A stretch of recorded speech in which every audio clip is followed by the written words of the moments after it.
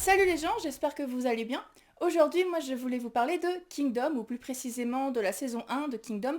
Au moment où vous regarderez cette vidéo, j'aurai déjà vu la saison 2, mais au moment où je l'ai écrite et au moment où je la tourne, c'est pas encore fait, donc cette vidéo ne va véritablement pas prendre en compte la saison 2, dont je devrais vous parler plus tard si je me foire pas trop.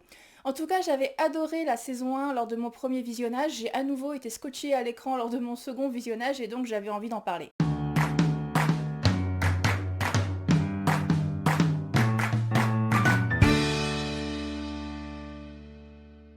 Kingdom est une série sud-coréenne mais produite par Netflix dont la saison 1 a été diffusée en 2019 et elle fait 6 épisodes de moins d'une heure, donc c'est une série plutôt courte.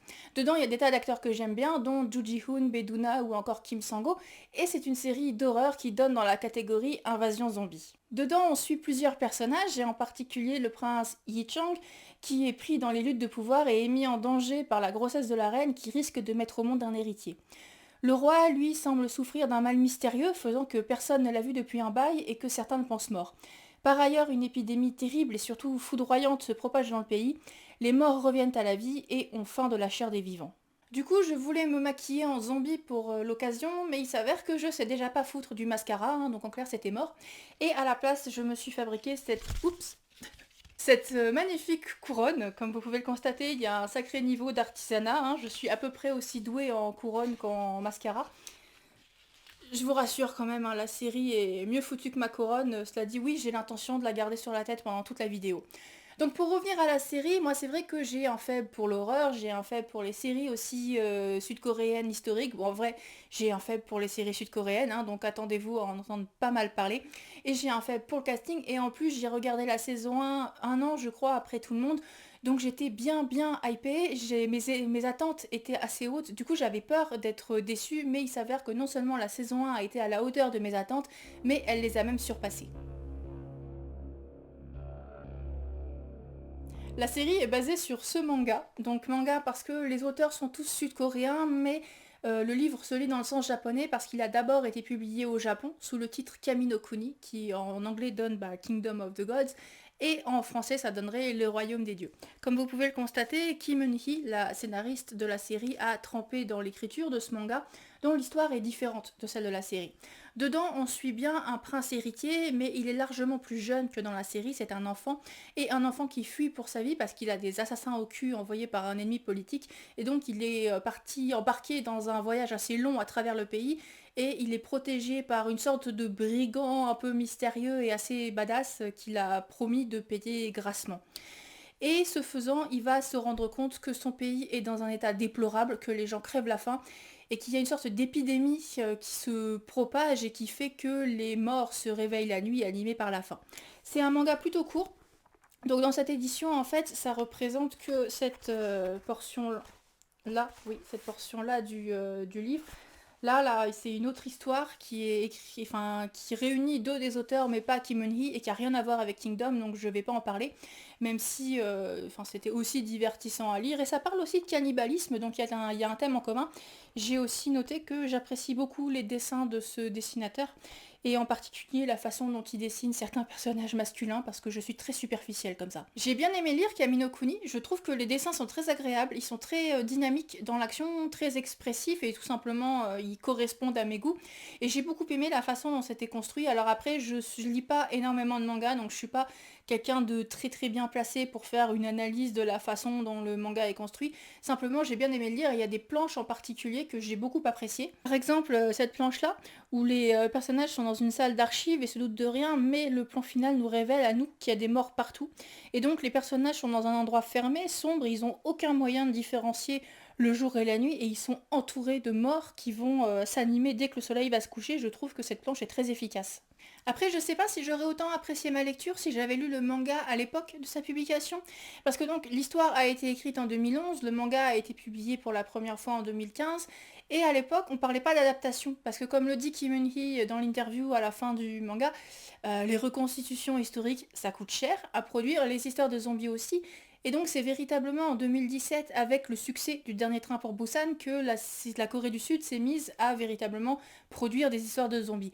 Mais à l'époque, il n'était pas question d'adaptation, et a priori pas vraiment non plus de suite, et je pense que j'aurais été frustrée, parce que quand on lit le manga, qui encore une fois est plutôt court. On sent bien que c'est un petit quelque chose au milieu d'un grand tout, ça fait très, très début, il y a plein de questions en suspense, et je pense que j'aurais apprécié probablement parce que j'aurais aimé les dessins, j'aurais aimé l'idée, voilà, c'est original, ça change, j'aime l'horreur. Et à la fois, je pense que j'aurais fini le manga en me disant ok, et maintenant quoi, parce que ça fait vraiment début, ça ouvre le truc et on a envie d'avoir la suite, tout simplement. Ça dit, au moins les personnages, eux, progressent, font un véritable voyage d'un point A à un point B, et pas seulement géographiquement, mais aussi en tant que personne. Donc le prince héritier, lui, au début et à la fin, c'est un enfant, mais au début, c'est quelqu'un qui n'a pas du tout conscience des conditions dans lesquelles vive le peuple, et qui, en faisant son voyage, se rend compte de l'état dans lequel est son pays, et décide donc de devenir un bon roi, de prendre ses responsabilités, et d'aider le peuple. Et de l'autre côté, donc on a Jeha, notre brigand mystérieux, qui au début du voyage n'est motivé que par l'argent, mais qui, à la fin, ressent de la loyauté pour ce prince héritier qui est différent de ses prédécesseurs, parce qu'il refuse d'abandonner ses hommes pour se sauver lui-même. Et si vous avez vu la série, vous reconnaissez probablement des choses familières. Parce que oui, Kamino Kuni et Kingdom ont des histoires différentes, mais il y a quand même des éléments en commun entre les deux.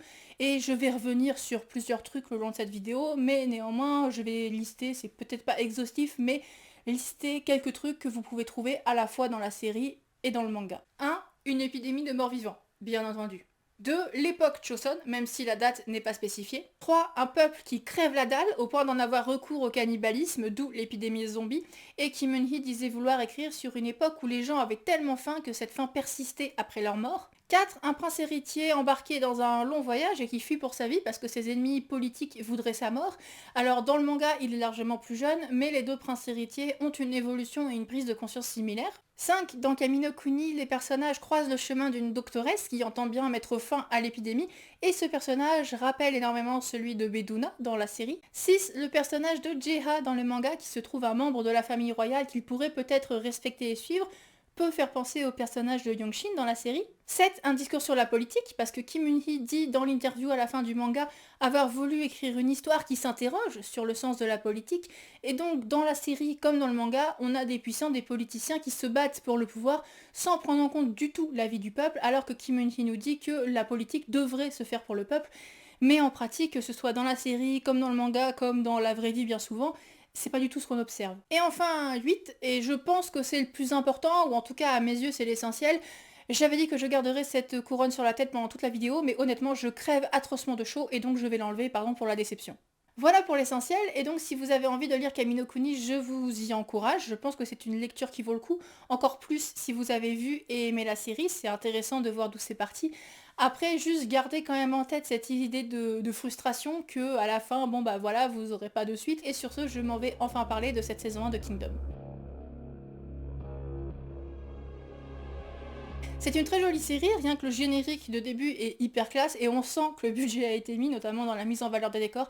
Ça donne vraiment envie d'aller en Corée du Sud pour admirer tous ces paysages. Et on sent aussi le talent et le budget dans les effets spéciaux parce que les zombies sont très bien foutus, à grand renfort de maquillage et de contorsions chorégraphiées et parfois aidées par des câbles. Personnellement, une de mes scènes favorites, c'est celle où ils découvrent tous les corps enchevêtrés sous une maison. J'adore ce moment, je le trouve très glauque et ça me fait penser un petit peu à des images de Spiral de Junji Ito, et j'avais adoré ça dans Spiral et j'ai adoré ça dans Kingdom aussi dans le genre glauque. Il y a des tas de moments marquants dans cette saison 1, rien qu'au début entendre le roi grogner et râler derrière le rideau sans qu'on puisse voir à quoi il ressemble, sans qu'on sache ce qui se passe. Bon, nous on sait un petit peu hein, parce qu'on a lu le résumé de Netflix, contrairement au personnage du drama, malgré tout on ne peut pas le voir, on l'entend simplement, et c'est un petit peu inquiétant, un petit peu angoissant. On a aussi dans l'épisode 1 cette image de jeune femme qui se fait ensevelir sous une montagne de zombies, et ça aussi ça fait son petit effet.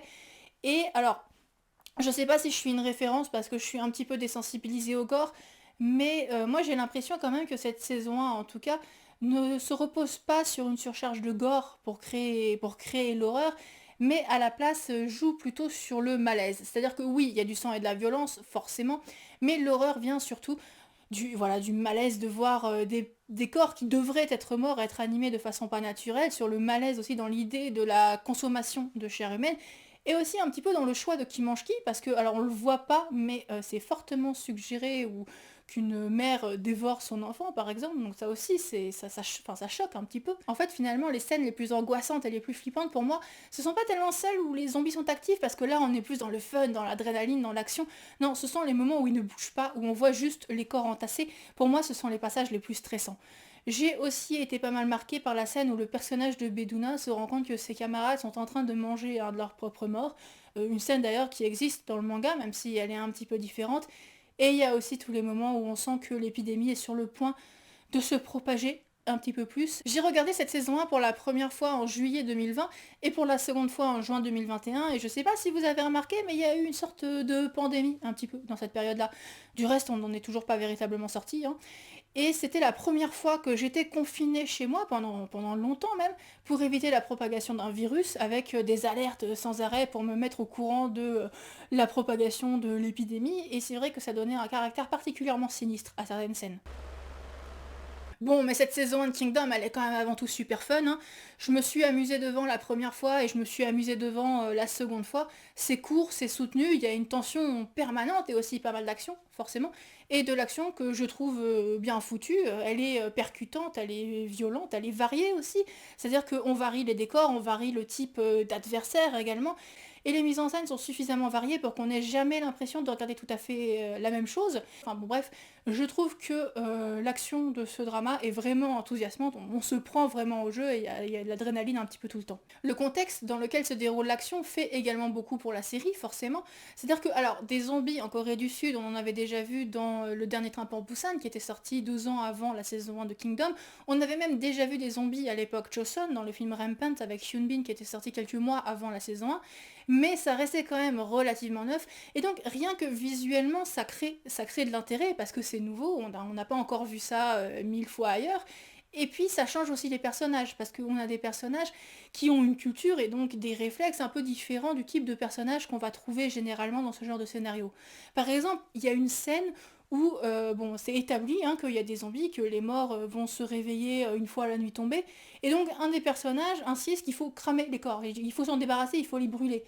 Seulement ça coince, parce qu'on est dans une société très confucienne dans laquelle il faut chérir le corps offert par les parents, c'est important. Et en plus, dans le tas, il y a des corps de nobles, et donc les brûler, ce serait criminel, véritablement criminel, et vu comme une provocation. Et donc ça donne une conversation qui paraît complètement absurde, où les personnages cherchent un compromis classiste et enfin absolument pas efficace. Et c'est à la fois un peu rageant et à la fois un peu comique aussi. 신체 발부 수지 부모건을 3대 독자 귀하디 귀한 내 아드님 시신에 털끝만큼이라도 손댔다가는 가만두지 않을 걸세. 나도 내 가족들 시신을 건드린다면 절대 가만히지 않을 것을. 저 말씀들이 맞긴 합니다. 양반들은 아무리 사람을 죽이는 중죄를 지었다 한들 이 왕실의 허가 없이는 그 죄를 물을 수가 없습니다. 아시죠? 아니, 참, 더군다나 저 많은 시신들을 다 태운다면은 지체 높은 분들의 반발이 심할 것입니다. 그럼 어쩌란 말인가?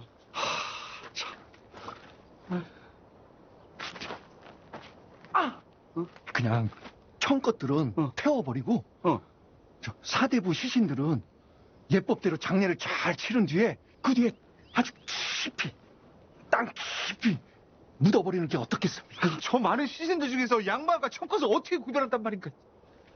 비단 옷을 입은 시신들이랑 누더기 옷을 입은 시신들이랑 둘로 나누면 되지 않습니까? 좋은 생각이세요.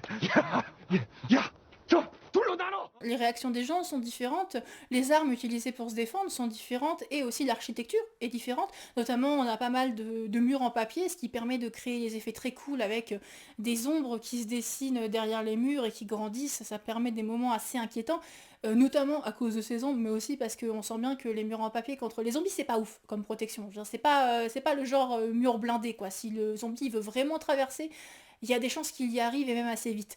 Notamment dans l'épisode 1, il y a une scène que j'aime bien entre le prince et le roi dont il voit, pas vraiment parce qu'il est derrière un mur du coup, dont il comprend pour la première fois qu'il y a quelque chose qui va pas.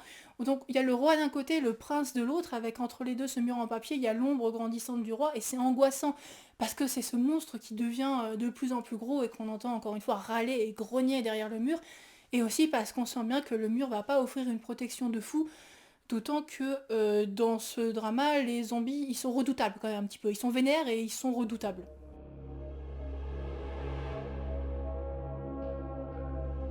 Comme dans le dernier train pour Busan, ou encore 28 jours plus tard, ou d'autres histoires de zombies modernes, les zombies de Kingdom courent, et ils courent même vite, les infectés se transforment rapidement, la maladie se propage à vitesse grand V, et donc nos protagonistes ont intérêt à pas trébucher, en gros.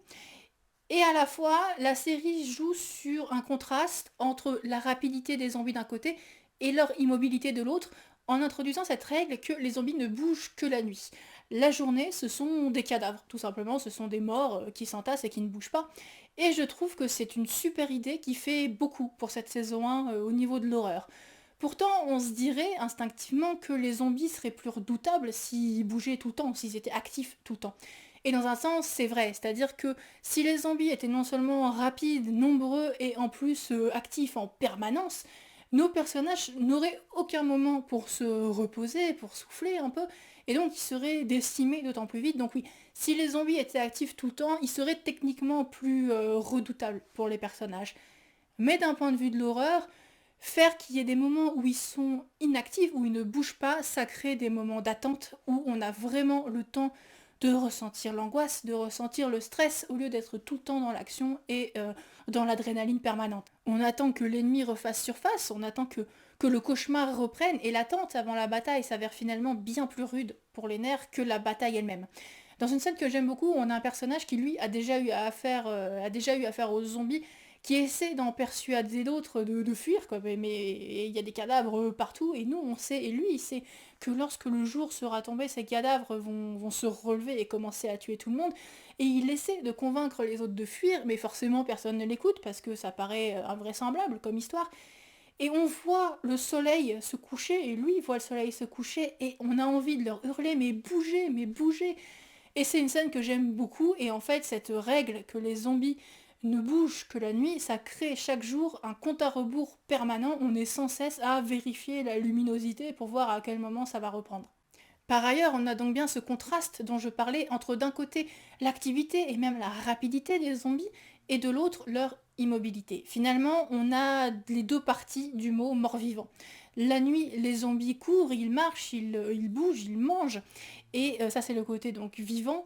Et la journée, on a le côté mort, et ce ne sont plus que des corps, des cadavres qui pourrissent dans l'eau, qui pourrissent sous le sol, sous les pierres, sous les maisons, et qui empoisonnent tout le pays. Et cet aspect-là, il est important. Déjà, la journée, ils sont cachés, mais partiellement seulement. C'est-à-dire que c'est pas comme des vampires. La lumière du jour, ils l'aiment pas, mais elle ne les désintègre pas, elle ne les transforme pas en poussière. Donc on en a certains qui sont effectivement complètement cachés, et déjà ça crée un petit peu un stress, parce que ça veut dire que quand le jour va tomber, il risque de surgir de n'importe où, même du sol, sous les pieds de nos personnages. Et on a ceux qu'on peut encore voir et qui déjà créent un rappel, c'est-à-dire que les personnages sont en train de marcher et il y a des cadavres partout, ce qui leur rappelle et ce qui nous rappelle leur situation. Et aussi ça crée cette ambiance très glauque d'un pays qui regorge, qui sature même de cadavres et de morts. Et appuyer sur cet aspect mort, c'est important. Parce que les histoires de zombies sont généralement vectrices de commentaires sociaux, et les zombies peuvent représenter et ont représenté différentes choses selon les histoires dans lesquelles ils se sont trouvés, que ce soit la menace du communisme, la montée du consumérisme ou l'oubli de comment communiquer dans notre monde moderne. Et en l'occurrence, dans Kingdom, ils représentent tout simplement la mort par une famine si terrible qu'elle continue après le décès des personnes qui en sont décédées, et la mort aussi par abus des puissants qui se nourrissent des plus faibles ou simplement les laissent crever pendant que le pays pourrit, d'une pourriture qui, en l'occurrence, part de la tête. La plupart du temps, dans les séries historiques sud-coréennes, lorsqu'il y a une épidémie quelque part dans le scénario, elle a tendance à venir du peuple, ce qui est pas absurde, parce qu'ils vivent dans des conditions sanitaires largement plus déplorables, donc c'est pas complètement insensé. Et parfois, l'épidémie d'ailleurs n'atteint jamais les murs véritablement du palais royal. En l'occurrence, non seulement le patient zéro est dans le palais, mais en plus il est carrément sur le trône, puisqu'il s'agit du roi qui a été maintenu en vie de façon très peu naturelle dans un palais fait de mensonges et de faux semblants. À ce stade, le roi ne peut plus régner, ce n'est plus qu'une marionnette, un outil aux mains de ceux qui voudraient manier le pouvoir et un outil qui sera remplacé dès qu'un autre plus pratique sera disponible. Il n'est plus une personne, il n'est plus un souverain, il représente le pouvoir que se disputent les personnes haut placées, et un pouvoir qui se nourrit parfois littéralement de son peuple. Manger est évidemment au cœur de cette saison 1 de Kingdom. Qui peut manger, qui mange quoi, qui se nourrit de qui et grâce à qui? Le roi mange ses sujets, le serviteur du prince nourrit sa femme enceinte des restes de ce prince, les nobles gaspillent la viande pendant que les gardes salivent, les pauvres en sont réduits à manger leur propre mort, et d'ailleurs c'est comme ça que l'épidémie commence, puisque le roi zombie essaie de manger un de ses sujets, contaminant le corps qui sera ensuite consommé par ses camarades qui crèvent la faim. Et boum, apocalypse zombie. Finalement, ce n'est que le débouché logique d'un système injuste où les puissants se gavent pendant que les démunis crèvent la faim. D'ailleurs, au début de l'épidémie, il y a bien plus de paysans zombies que de nobles zombies, et en les voyant arriver, les nobles pensent qu'il s'agit d'une révolte et que les pauvres sont en gros venus manger les riches, #eat the rich, et dans un sens, ils ont pas tort. Bref, les puissants se nourrissent sur le dos des démunis en gâchant comme ils veulent, les serviteurs des puissants se nourrissent de leur reste, les pauvres se mangent entre eux, et la maladie finit par bouffer tout le monde parce que c'est un système qui va droit dans le mur. Alors oui, au début, les nobles crèvent moins vite, parce qu'ils ont les armes, parce qu'ils ont les moyens de se défendre, parce qu'ils ont l'autorité aussi, qui fait qu'ils peuvent aller piquer par exemple du bois dans les barricades qui pourraient protéger le peuple, pour se faire des petits bateaux pour eux-mêmes et se casser tout seuls. Mais alors déjà, il y a un moment donné, ton autorité, quand le peuple il a assez faim, il écoute drôlement moins les ordres que tu lui donnes. C'est fou, hein. D'ailleurs, notre prince héritier en fait à un moment donné les frais. Et puis, tu peux ériger des murs, hein. Voilà, il y a un moment donné, ils vont probablement tomber, et même s'ils ne tombent pas, même en admettant que les murs des nobles tiennent jusqu'au bout, quel que soit ce bout, après ils vont faire quoi? Et quand ils vont être entre eux, avec 4 nobles qui ont survécu, est-ce qu'ils vont travailler la terre eux-mêmes? Parce que le truc, c'est qu'on règne pas sur une terre, on règne sur un peuple. S'ils n'ont pas personne sur qui exercer leur pouvoir, ils en ont plus. Bref, le pays est dans un état catastrophique, et c'est sur cet état que notre personnage principal, donc Yi-Chang, ouvre les yeux. Lors de mon premier visionnage, j'avais vu cette saison 1 un petit peu plus comme un drama d'ensemble, et c'est vrai qu'il y a des tas de personnages dedans que j'aime bien. Cela dit, il y a quand même clairement un personnage qui est plus développé que les autres, qui est plus au cœur de la série que les autres, qui sont assez peu creusés. Notamment, moi j'ai été un peu déçue de voir que Beduna était trop sous-utilisée à mon goût. Alors, je sais que 6 épisodes, ça fait court, mais je pense qu'il y aurait quand même eu moyen d'en faire un petit peu plus avec elle. Néanmoins, il y a des tas de personnages dedans que j'apprécie, que j'ai été contente de retrouver, que ce soit le magistrat peureux ou le ministre redoutable qui écraserait sa propre fille si elle était un obstacle au pouvoir, ou bien le garde du corps du prince interprété par Kim Sang-ho, et tout personnage interprété par Kim Sang-ho a directement un peu de ma sympathie forcément. Néanmoins, il est assez clair que s'il y a un personnage au cœur de cette saison 1, c'est Yi-Chang, donc le personnage interprété par Joo Ji-hoon. Notre prince héritier est dans une position plus fragile que jamais parce que la reine, qui n'est pas sa mère, est enceinte, et si jamais elle a couché d'un garçon, il serait en gros dans la merde. D'ailleurs, le père de la reine, qui manie le véritable pouvoir, a déjà décidé de se débarrasser de lui, parce que tant qu'à faire, comme ça ce sera fait. Et donc Yi-Chang n'est peut-être pas un zombie exactement, mais c'est déjà un homme mort s'il ne fait rien pour se protéger, et essentiellement il ne peut compter que sur lui-même. 조아의 말이 맞습니다. 지금 전화 앞에는 세자를 폐위하려는 상소가 산처럼 쌓여 있는데 걸 안에는 조아를 돌봐줄 사람이 한 사람도 없습니다. 그러니 스스로 지키십시오. Au début de la série, c'est un personnage qui ne semble pas savoir grand-chose de la vie en dehors du palais. Il ne semble pas avoir non plus de grands idéaux, hein. Lui, il est surtout concentré sur sauver sa peau. C'est essentiellement pour ça qu'il participe aux luttes de pouvoir. Et alors oui, c'est un personnage qui a grandi dans des circonstances dangereuses pour sa sécurité. C'est-à-dire qu'il a grandi dans un palais entouré d'ennemis. Des ennemis qui n'attendent qu'une chose, hein, qui trébuchent et se cassent la gueule afin qu'on puisse s'en débarrasser. Donc c'est pas idéal pour s'épanouir quand on est un gosse. C'est clair. Néanmoins, il fait quand même partie des privilégiés. Il a toujours eu un toit au-dessus de sa tête, il a toujours mangé à sa faim, il a toujours été bien vêtu, et il a absolument pas conscience de la façon dont vit le peuple. D'ailleurs, au début, il se rend à un moment donné dans les quartiers pauvres, et déjà, il est horrifié de ce qu'il y trouve, et ensuite, à un moment donné, il va embrouiller un de ses pauvres parce que il n'a pas observé les lois de la politesse, et t'as envie de lui dire, mec, écoute, le type, il est en train de crever de faim, essentiellement parce que des gens comme toi le laissent crever de faim, donc à un moment donné, la politesse, c'est pas sa priorité, et ça se comprend. Bon, cela dit, à force de côtoyer le peuple et d'être du mauvais côté du mur, Yi Chang, il va changer un petit peu, hein, et s'attendre à nettement moins de courbettes, même s'il s'attend malgré tout toujours à ce qu'on exécute ses ordres à cause de sa position, une position dont on lui jette à la figure dans l'épisode 2, et à juste titre, qu'il ne l'a pas mérité. 그렇게 잡고 싶다냐? 일국의 왕을 받드는 신하로서 절대로 해선 안 될 일을 저지르면서까지 그 권력이 그리도 갖고 싶다냐? 저하께서 무엇을 하셨습니까? 그저 왕의 아들로 운 좋게 태어났을 뿐 아무 일도 하지 않으셨습니다. Le personnage qui affronte Yi Chang dans cette scène est un antagoniste et pas un personnage qu'on est censé trouver excessivement sympathique. Néanmoins, il n'a pas tort. Yi Chang est né dans une position de pouvoir, il a eu la chance d'une éducation, mais il n'est pas naturellement meilleur qu'un autre et il n'a encore rien accompli dans la position qu'il occupe. D'ailleurs, il n'est même pas meilleur que son adversaire et aurait très certainement perdu le combat s'il n'y avait pas eu intervention extérieure. Mais comme précédemment établi, le long de la série, Yi Chang ouvre les yeux sur l'état de son pays, sur les conditions de vie du peuple, et réalise que dans ces luttes de pouvoir, il n'y a pas que sa survie à lui qui est en jeu. 지금 저 하나는 저와 혼자만의 목숨을 지키는 것이 아니라 불의와 싸우는 것입니다. 자신들의 탐욕을 위해 일국의 국본을 좌지우지하려는 불의. 그 불의와 싸워서 이기시는 것만이 대의를 바로 세우시는 길입니다. Il a aussi la vie de plein de gens entre les mains de par sa position et il est peut-être temps qu'il décide de faire quelque chose, de prendre ses responsabilités.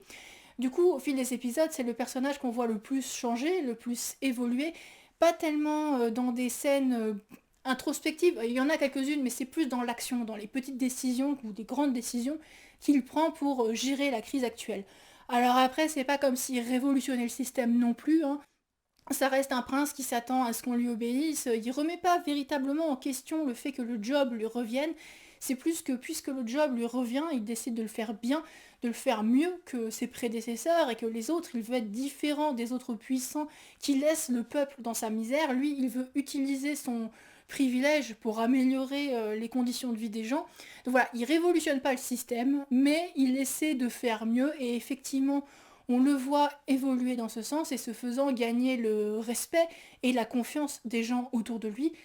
Et là-dedans, le grand test, c'est Yongshin. Clairement, Yongshin est mon personnage favori de cette série, du moins de sa saison 1, parce que je suis hyper prévisible comme ça et que Yongshin tape pile dans le genre de personnage que j'aime, à savoir ceux qui font passer la survie avant tout. Pas forcément la sienne, c'est-à-dire qu'il va pas mettre les autres dans la merde pour se sauver lui-même. C'est plus qu'il réalise que quand une époque est extrême, pour y survivre, parfois il faut prendre des mesures extrêmes, et quand quelque chose doit être fait, il le fait. Mais il n'est pas égoïste, au contraire, il est même carrément héroïque, il se met plusieurs fois en danger pour venir en aide aux autres, et à côté de ça, il attend aucune aide véritablement, et surtout pas de l'aide des nobles, parce qu'il méprise profondément les puissants et a en horreur leur guerre qui ne profite qu'à eux et se font au prix de la vie du peuple. Et donc Yongshin, qui est le seul à ne pas ménager et ne pas s'incliner constamment face à notre prince héritier, est son test. En gros, si Yi Chang arrive à le convaincre, ça veut dire qu'il va dans la bonne direction. 맞습니다. 모두 저하 때문입니다. 저희가 살려면 저하께서 나서주셔야 합니다. 그렇지 않으면 저희 다 죽을 겁니다. Perso, c'est une relation qui m'a engagée. J'étais un peu comme Yongshin finalement, j'attendais que le prince me prouve sa valeur, je voulais qu'il me prouve sa valeur même, histoire que tout le monde survive déjà. Et aussi parce que je pense que c'est humain de vouloir voir un personnage grandir et se montrer à la hauteur d'un challenge aussi énorme, parce que face à une horde de zombies et à ses ennemis politiques, notre prince est un underdog après tout, et on est conditionné, je pense, pour soutenir le joueur le plus désavantagé, David contre Goliath. Bref, je voulais que Yi Chang se montre à la hauteur des attentes de ceux qui croyaient en lui et dépasse celles de ceux qui n'y croyaient pas, et cette envie fait partie des choses qui m'ont fait m'impliquer dans la série. Bref, clairement, j'ai à nouveau adoré cette saison 1 de Kingdom et j'ai hâte de voir la seconde. Du reste, aujourd'hui, si j'ai bien géré mon timing, devrait sortir un épisode spin-off intitulé Ashin of the North qui est centré autour d'un personnage que forcément je n'ai pas encore rencontré. Mais bon, le personnage est interprété par Jung Ji-hoon, hein, donc je n'ai aucun doute que je vais l'apprécier. En tout cas, j'ai beaucoup aimé revoir cette saison 1. Du reste, si vous vous demandez pourquoi j'ai traité de la saison 1 séparément et pourquoi je n'ai pas plutôt regardé les 2 saisons pour parler des 2 d'un coup, c'est que je trouve ça plus facile en fait de gérer les séries saison par saison parce que je suppose que pour parler de la saison 2, il faudrait que j'utilise des éléments qui spoileraient la saison 1. Donc voilà, je trouve ça plus facile d'y aller saison par saison. Et donc j'espère pouvoir vous parler de la saison 2 bientôt, hein, on verra bien. En tout cas, si vous n'avez pas encore regardé cette saison 1 de Kingdom, je vous recommande vivement la série. Et sur ce les gens, je vous souhaite une bonne matinée, une bonne journée, une bonne soirée, une bonne tout ce que vous voulez. Et je vous retrouve en l'an 3000 pour une prochaine vidéo.